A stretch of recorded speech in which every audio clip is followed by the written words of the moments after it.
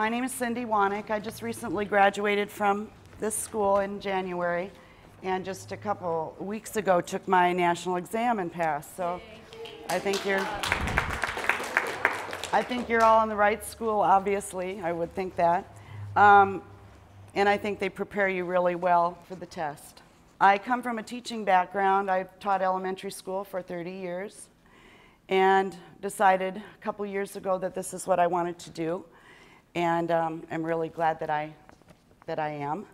And I'll finish my teaching this May and begin working full-time as a massage therapist in my little town of Neely, about 3 hours from here. I'm the only massage therapist in town so far, so business looks good. But I wanted to talk to you about Feng Shui because it's something that I heard about for the first time when I came to school here. I didn't know anything about it, and some of you I know probably do know about it already. I'm just going to go over some of the basics because I wanted to learn more about it so that when I set up my own business, I could Feng Shui the rooms, and so that they would be comfortable for my clients and make people feel welcome and at ease. And so the type of Feng Shui that I'm going to talk to you about today is called Dragon Door Feng Shui. And Feng Shui, it's written down on here. Just about everything I'm telling you is written down in here, so you probably shouldn't have to take too many notes. But Dragon Door Feng Shui, I thought was the most practical because most of the time, unless you live in a perfect world where you can design your own space and build it so it's faced the right direction and everything's perfect, you're going to have to adjust to whatever space you have. And granted, you may get to, like I looked around at different empty spaces to rent, but none of them were perfect. In fact, the one I chose was pretty horrible when I first chose it, but I thought it had potential. But Dragon Door Feng Shui is good because the little overlay that I gave you, if you draw the design of your room, you lay that on there according to where your door is. Now mine, on the bottom of your sheet, you'll see a little slanted line that's supposedly the main entrance to the room. If the room has more than one doorway, whatever one you use the most is considered your main doorway. So you can turn this around or turn your design around just so that the doorway is matching the same side as the doorway on this piece of paper. And everything is based on that. The different directions for prosperity is always diagonally to the left of your door. The dragon seat of power is always diagonally as far away from the door as you can get. In mine, it would be diagonally to the right. Your prosperity corner will learn different things that you can put in those corners or in those along those walls that will improve the qi in your room. And that's the whole purpose of Feng Shui, is to produce good qi. And qi is life energy. So many people that have come into this school say that, or when we've talked about why did you pick this school or why did you choose this over another one, was that it had good energy. And as I go through the Feng Shui principles, you'll notice there's good reasons for that. Not only the people that are in here, but also the way it's laid out, the way there are plants everywhere, there are fans, there are, the atmosphere is built on the energy of the things that are in it, including the people. So that's what I wanted to talk with you about, because eventually all of you will be setting up at least your own room. You'll want to Feng Shui your massage room probably. Or you may have a bedroom at home. I know mine. That's my next plan of attack, is to get my bedroom. My husband and I have been really restless sleepers lately. And after I was going over this for this speech, I thought, well, no wonder. You know, I look at what's not supposed to be in a room, and it's there, you know. So there are certain things you can do to the spaces that you live in to make you feel better. And if you feel better, everything else around you will be better. So one of the first things I wanted to talk about was the translation of Feng Shui. The two words that it comes from, it's spelled F-E-N-G, but it's pronounced Feng, and it's wind, and Shui is water, which are two of the 5 main elements. The 5 main elements are some things that you want to look for when you're setting up your rooms. I don't know if you've ever walked into a space or even in your own house, some room, and it just feels like something's missing or it needs something, and you don't quite know what it is. Well, sometimes it might be one of the 5 elements is missing in that room.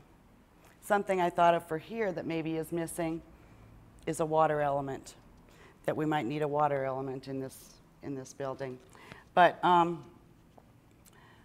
so a fountain, the little fountains like you can buy, or a vase with flowers, or a bowl with fish in it, or anything that's a water element would help bring out the energy in this space. Those 5 elements are some things we're going to be talking about. You learn about them when you take your Chinese medicine class from Nicholas. He does a wonderful job teaching that class. And it's fire, earth, metal, water, and wood are the 5 elements that you want to look for. And at first when I had heard about this, and I thought it sounds great, but I wonder if it's really, just a bunch of hocus pocus or if there's anything to it.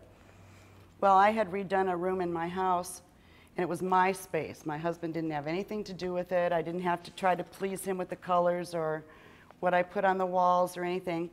And I set up a little personal altar space in that room that just has things that I really like or that mean something to me. And after I heard the Feng Shui class here at school, I went home and I looked at that space and I thought, I do have fire, earth, metal, water, and wood on that little altar space. And I didn't, I thought that was just coincidence. But I think if you listen to yourself, a lot of these things are instinctual, but maybe you just don't think about it enough or just sit in the space enough and think, what would I really need in here? But some of those items I've listed on one of the sheets in here for the 5 elements that would help you in a space. Fire, obviously, lights, electrical things, although you don't want too many of those. Fireplace, candles. Some people put little like mini lights around a room or out on a patio or something. Mini lights are great. Earth, you can use stones. Sometimes people collect stones or gems. You can use clay pots for your plants instead of plastic pots, would help bring that earth element in. Ceramic tiles, if you're redoing some space where you could put a tile floor, a ceramic tile floor instead of a linoleum, you want to use natural elements. Metal, of course, like even these chairs, they have metal, wrought iron, candle holders, metal sculptures, sometimes brass picture frames, silver picture frames. Any of those would bring a metal element into a room. The water element you can bring into a space with those fountains, large or small. Like I said, fish bowls, and fish you'll hear later are a good luck element in Feng Shui. Vases with water in them. These kind of elements are easier to find now than they used to be. You see these water things everywhere. In fact, I just bought one. I was down in the old market last night, and they had this neat, it's a big round bowl, and it's made of glass. The one I picked was like a deep blue, and it was on metal, little metal tripod legs. But you put water in the reservoir, and it has a little ionic thing in it, and this misty stuff comes out of it, and it looks really neat. But that's another way to get a water element into your space. The other thing that you can look for when you're redoing a room that's easy to do, besides the 5 elements, are the 9 celestial cures. Now, these are things that are supposed to promote good qi, that if you have an area in a room, like, for example, in my space, I have a little bit of an L shape to my waiting room. Well, in Feng Shui, they prefer things to be rectangular. And so they suggest to make that space that's dented in a little bit look like it goes back further, to put a mirror on the wall where that L is, or hang a crystal down near the corner of that L shape to produce good vibes in that corner. So, some of the celestial cures, the 9 celestial cures, are reflectors and lights again. They say mirrors are an aspirin to Feng Shui, so they cure just about everything. So if you're not sure what to do, find a little mirror to hang on the wall in a certain space. And because of the fact I think it reflects light too, and it makes spaces look bigger, it's good. But you mainly want to use round or octagonal, oval mirrors. The space, the room itself can be rectangular, but almost everything else in the room, they like to have rounded corners or kind of an unusual shape to it. Chandeliers are also part of the reflectors and light group. Shiny ribbons on things. As we go through and you notice the colors that are on your bagua that you need to place in certain areas of your room, sometimes you don't have something that color. Well, just adding a shiny ribbon of that color to tied around something, tied around your fishbowl or tied around a picture or whatever, will add just that little bit of color that you need. Of course, crystals, and all of us are pretty aware of crystal therapy and how good crystals are for you. The second celestial cure is goldfish. And we have a business back in Neely, and the girls that work at our store bought me my goldfish. They knew that they should be in groups of 3s and that you should have at least one black one to absorb the negative energy. So they got me 3 fish, and I named them Yin, Yang, and Qi. So they're going to be my first live elements in my new shop. But goldfish are supposed to be very calming. And I noticed at the place where I took my massage therapy test, they have a huge fish tank in that Sylvan Learning Center. And I think it is real calming for people. Sometimes doctors' offices and places like that will have them because not only the water element, but watching the fish is supposed to be very calming. And they also suggest use a round or octagonal bowl. Don't use a rectangular fish tank. Household pets. And they've recently, I don't know if you've read articles about where they're letting them have cats and dogs and things at rest homes or retirement centers because they're very calming to the people that live there. And I know at our house, we have 3 cats, a dog, and a bird, and it just wouldn't seem like a home to me if it didn't have an animal in it. Mm-hmm. I have a question. My daughter is always counting up how many males and how many females are in her house. Do you think there's something to that? It's like, okay, there's a male horse, there's a female horse, there's a male dog, and she's like, we're outnumbered. And I'm like, so? But is there something to that, you think? Well, according to most Feng Shui that I've read, they like odd numbers. So it's not always going to be even. But it might depend on whether you want the yin or the yang energy more in your house. And so you don't think balancing that is? No, I don't think so. I don't think it has. That's up to you, what kind of energy you want in your space. But I don't think it has to be balanced because, like I said, everything they recommend is an odd number. So one's going to be more than the other. I don't think it'd be good probably to have all male energy or all female energy, but another area that is a celestial cure is harmonious sounds, and that's another thing that's present here. There's always, when there is music on, it's pleasant, soft, the type of music that you use for massage. Also, wind chimes, the little bells. I've gotten some to put on the back of my entrance to my office so that if I am giving a massage, I can hear when someone comes in and it's kind of a pleasant sound. They have lots of that stuff in these new age type shops that are pleasant. I don't like real clangy, loud, obnoxious wind chimes, but something that's nice and pleasant. Even as you notice, like a lot of people like the sound of rain. That's another harmonious sound. Running water. That's why the water element in a fountain or something that you can hear the water running is a pleasant sound. Excuse me. One of the other celestial cures is color. And they recommend that you not have white walls, that white walls energy draining. And I know I'll pass around a picture later of not quite finished, but my waiting room of my shop. But they recommend pastel colors. You can add punch with color other places in the room, but that for most people, especially in a bedroom or in a doctor's office, somewhere where people might be a little uptight, you want to relax, to use your pastel colors. I ended up using like a buttery yellow color on my walls. And if you can't choose a color, if you can't decide, oh, I don't know which one I should pick, I don't know if any of you have used a pendulum before. I know they sell them at the Next Millennium, just a little crystal or a stone on a chain, and you can put them over the colors.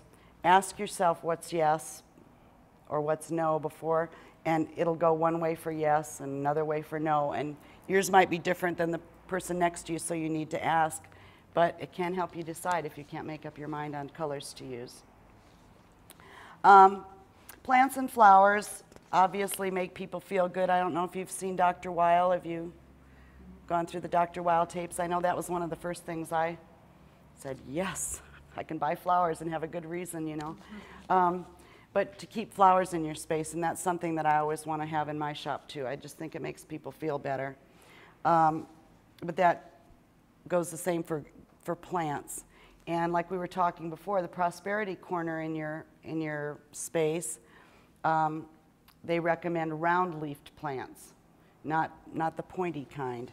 So if you put a round-leaf plant in your prosperity corner, you'll be prosperous. But in an office space where there's lots of computers or electronic stuff, they recommend spider plants. And maybe because they have all those little leaves sticking out and there's lots of little babies coming out of them all the time, but they're supposed to be good absorbing electronic smog in a space. And they're easy to grow. Another celestial cure, number 7, is moving items. And I know I've always liked having a ceiling fan on, whether I could really feel it, but there is something to movement. And ceiling fans are included in that. Windmills, wind chimes again, a rotary fan that you might put in your bedroom or a room to blow on you when it's especially hot, grandfather clocks, some of these perpetual motion things that just move all the time, moving lights that twinkle on and off are all supposed to be good celestial cures. Heavy objects is another one, and that's statues. If you have, or a big rock, some people you'll see will put those in their gardens, like one big center rock on a corner of their property or something. I don't plan on hauling any of those up to my space, but if you felt, I think, a lot of activity in the room energy-wise, and you wanted to slow it down and calm it down, something large like that would help. Musical instruments, especially wooden flutes. In Chinese Feng Shui, flutes are good luck. My space, since it's in an older building, I have transoms over all the doors. Do you know what those are? Those little windows that open and close, those little rectangular ones. So I couldn't really put flutes up there, but they do recommend over the main doorway to your space or to your massage room, especially to put 2 of them with the mouthpieces pointing down and where the sound comes out pointing up, and tie a little red ribbon or a tassel on them for especially good luck. And then there's a 10th earthly cure. It's not celestial, but they said electronic energy. So it's good, or it's okay to have like a computer in the space, but you don't want to have, like where I teach now, I'm the technology director at our school. So I have, 20 computers in my space. So I brought in tons of plants in my room to try to offset all that electronic energy, and it really does help. It does help to have something living in that space besides me. And so I really do think that that works. But a little bit of electronic energy is fine. Okay, let's look at the bagua that you have, your little transparency sheet. As I said, where the main door is always the career side. So you want to position that over your room where the doorway is placed. And then if you go around clockwise around your space from the career corner or from the career wall, since it's an octagon, you're going to have a corner. So on either wall in that corner, to the left would be the wisdom corner. And I listed the colors here that you need to use. Now that doesn't mean you need to paint the wall that color or that there has to be some large thing that color. It's just a touch of it. It could be a color on a vase. It could be the color of the picture frame. It could be, when they say use black and white, it could be a black and white photo. There's lots of ways you can do this, and it doesn't, because I thought my rooms in my space are yellow, and I'm using a lot of purple. And they're not on here very much, so I thought, oh my gosh, do I have to pick different colors? But that's what feels good to me to be in. But in different little spaces around the room, you know, a flower pot that has a yellow color on it or a green or something, the green can be your plants. So even though it says to use certain colors in certain places, like in the prosperity corner, if you use your round leaf plant to get the red in there, wrap 3 coins. Could be 3 pennies. Wrap them in a little bit of red paper and place it under the pot. That would be good enough. If you notice that you have, after you've arranged these things, if something in the room doesn't feel right to you, that's where you bring in your celestial cures. That's where I'm going to hang the crystal on the corner of my L-shaped room, or put my goldfish on the corner of the desk, or whatever. If you need a little something extra after you use this diagram, then that's where you would bring in your celestial cures. Then I talked about certain rooms in the house, because you may feng shui your home or some areas in your home before you would ever use them for your business. But one of the prime areas that people want to feng shui is their bedrooms. And they say if possible, and ours just happens to be this way, but to have your bedroom as far away from the main door of the house as possible. And that makes sense, you know, it's quieter there. But also, if your room is at the end of a hallway, and I wonder if that's why my boys fought so much, because it says if your room's right at the end of the hallway, all the energy rushes up into that room. But it says to put a mirror by the door to that room or something to kind of slow down that energy or on the landing going up the stairs, put a mirror. Some people do place a mirror on a landing going upstairs. It will slow down the energy. One of the things that would affect your massage therapy room too is the position of the bed, the massage table, or your bed in your bedroom. And a thing you want to avoid is the coffin position, which is apparently if you're laying with your feet going straight towards the door. In Feng Shui, one of the basic things that keeps coming up is that you don't want anybody to surprise you. They want you to be able to see the door at all times. So if your feet are at the doorway and your head's way up here, you can't always see who's coming in unless you're propped up, I suppose. They recommend putting it either diagonally or, with most of our rectangular rooms, to put it perpendicular to the door, but so that you can see the doorway. And I noticed, I felt a little funny in my massage therapist's office. The colors are great, she has great sound, she has the fountain, she has all that, but something felt funny about laying on that bed, and after I was looking this stuff over, I thought, I'm in the coffin position in that room. But she couldn't help it because it's a long, narrow room. That's the only way she could put the table. If that's the case where you are, you can hang a crystal over the foot of from the ceiling or up high, over the foot of that bed to produce better chi. Because sometimes you can't do it the other way. You're not supposed to put your bed in your bedroom underneath a window. I suppose they're afraid someone could creep in or something. I don't know, with over your head. But try to avoid putting your bed under a window. If you can't see the doorway from where your bed is, hang a mirror that reflects the doorway so that you can see what's coming. They do this also, like if you're arranging a desk. A lot of times the best way to put a desk, especially like if you're in an apartment, or I know in dorm rooms and stuff, you had to put them facing the wall because otherwise you would have no space. You can't set it out so that you're facing the door. Well, hang a mirror so then you can see the door from either the side, or if you're facing the wall, that you could look and see in the mirror the doorway behind you. So these are some hints for your bedroom. Again, they suggest pastels for a peaceful atmosphere, and flowers or nature type prints, which are common in bedroom decor. Now this is where we messed up in our house. Too many electronic things in one room. When you get a computer or a TV and a clock radio and a stereo and iPods and all this stuff in a space, it's too much electrical energy. You need to put that in a separate space, or separate it out into different rooms so that it's not all in one space. Children's rooms were another area where I thought some of you who have children would think about decorating your child's room.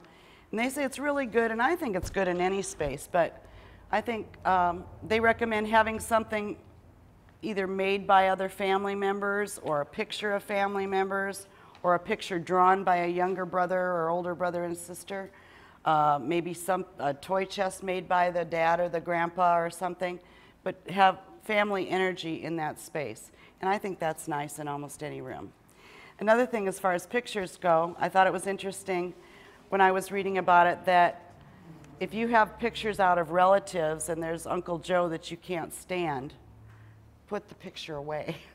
Even though he's there with other family members that you like, there's bad energy there. If you don't like that person very well, tuck it away in a drawer or something. Put Uncle Joe in the drawer. On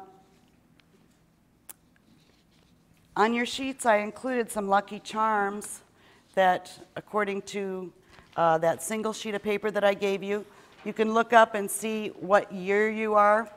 I was the year of the rat, which I didn't like very well, but it also says you can, once you look up your year, then you can look at the chart and find out what your lucky charms are for yourself, for your children, or for whomever. And those are good to keep in your drawer or in something you carry around with you. If you do chair massage, put it in your bag. Put them in your bag. Or put them in your car if you spend a lot of time in your car. But it'll tell you what they are. I didn't really relate too well to the ones that were listed for me. And then later I read that if you're born within the first 7 weeks of the year, so like the third week in up to the third week in February, that according to the Chinese calendar, their calendar is different than ours, and you would be actually the previous sign. So if any of you are born up through the third week in February, look at the sign that's right before yours and see if those lucky charms, if you can relate to those any better than the ones on your actual year of birth. As far as the dragon seed of power, sometimes I don't know, maybe you've instinctually done that when you've come into, like in high school, if you come into a room and there's a big lecture hall or something where you sit as far away from the front as you can and way up in the corner. Well, that's actually the dragon seed of power. The farthest from your doorway. Sometimes teachers set their desks there so they can see everything in the classroom. They suggest positioning if you have a desk at your office space, besides in your massage room, to position your desk that way. It's a position of authority. It's a position that commands respect. I know my husband was wanting me to shove my desk up against the wall in this room. I said, I can't. I've got to have it this way, you know, and I hope it'll work out that way. But You want to be facing the door, your back to the wall. Another thing you might want to be aware of, and maybe some of you are now that you're studying in school, is finding a place that feels good to study. I know when I was in college, I never could study at the dorm. It was just too hectic, and 3 people and all their stuff crammed into one little room. I just couldn't focus at all. They recommend finding a place, of course, that's quiet, but going to a library not only because it's quiet, but study chi, they believe, already exists there because so many people do study there. And put something green and black in the wisdom area of your room, and before the next test, and see if it helps. Another thing I did, they say that it's lucky, and is to put a rooster feather in your drawer. Well, I live out in the boonies, and so I know some farmers, and I called one that I've known for years, and I said, I hope you're not going to think I'm goofy, but do you have any rooster feathers? I said, I'm studying Feng Shui, and it's supposed to be really good luck to have a rooster feather in your drawer. And he said, well, I don't know anything about that, but I said, now don't pluck a rooster or anything, just if you happen to find one laying around. So he brought me in a big envelope. I was hoping he'd have enough that I could give each of you, but I guess his roosters don't lose their feathers that much. He brought me a few. But if you know anyone who lives on a farm or has chickens, ask them if they have an extra rooster feather you could have to stick in your drawer. Avoid clutter. That's a huge principle of Feng Shui. Before you ever start redoing a room, get rid of everything you can get rid of and start with as much of a blank slate as you can. I know that's what I'm going to have to do in this bedroom of mine, is get rid of all the old clothes that you don't wear anymore, get rid of anything that's sitting around that you don't use anymore. Try to clear it out as much as you can, because everything is made up of energy. And the more things you pile in a room, the more energy there is flying around that disturbs your sleep or makes you feel uncomfortable or restless. So start by clearing things out. I know with my office space, it was really in bad shape. Nothing had been done to it for like 30 or 40 years. And it had the old 60s shag carpeting, and it had plaster falling off the walls and stains on the ceiling where the roof had leaked before they fixed it. And so I pretty much started by just repairing all that and starting with a blank slate, ripping out all the old carpet, getting rid of everything you can that doesn't feel good, and then start from there. They say that one computer in a room is fine energy. More than that, like I said, too many electronic things is not good. And to keep your charms from your list, keep those in your desk drawer or with you. I know my massage therapist keeps hers in a little pouch just in her pocket. And another thing I wanted to talk with you about, according to Feng Shui, are your business signs or business cards. I don't know if any of you have designed yours yet in business class or talked about what you're going to do. I changed the name of mine several times before I came up with what I have now. But my sister-in-law happens to be a graphic designer, so she did mine.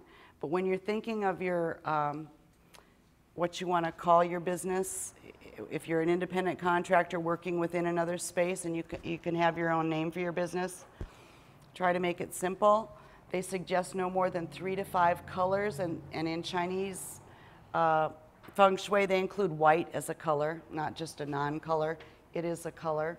So if you have white, that's included as one of your colors. I have a few here that I had to choose from when I was picking designs, and the name I decided on was New Day, because for me it really is. It's a total change of career and a whole different opportunity for me. This was one of the designs. I said it has to have something with the sun in it. I'm addicted to that Sunday morning show that has all the suns, and I just think it makes me feel good to look at them. So anyway, this was one of the designs, and this was another one. And I kind of like that too, but some of the people I showed it to thought this was a little hard to read. And that son, I don't know, he didn't look too happy. This one, I liked this one. I had this, I took a digital picture of it. I have a little wooden thing that's painted like that I've had for years that I've always liked. And so I took a digital picture of it and sent it to my sister-in-law.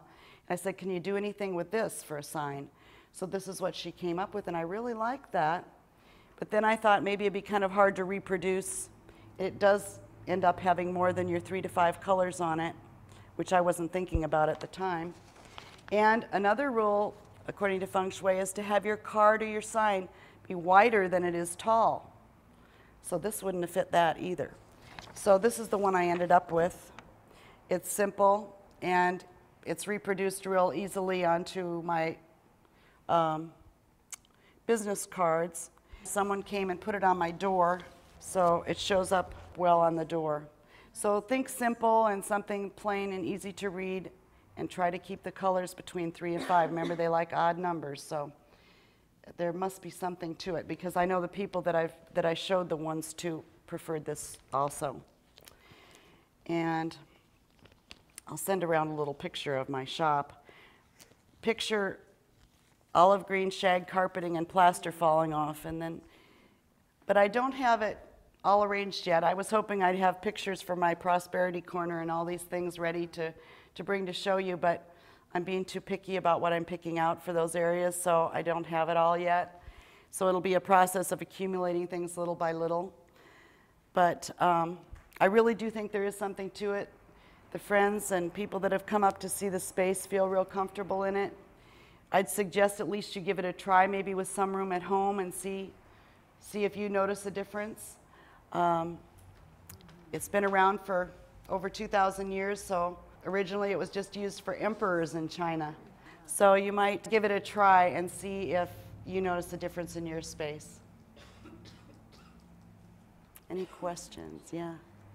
The colors, you know how like green and black is for wisdom. Does that like work with the clothes that we wear too?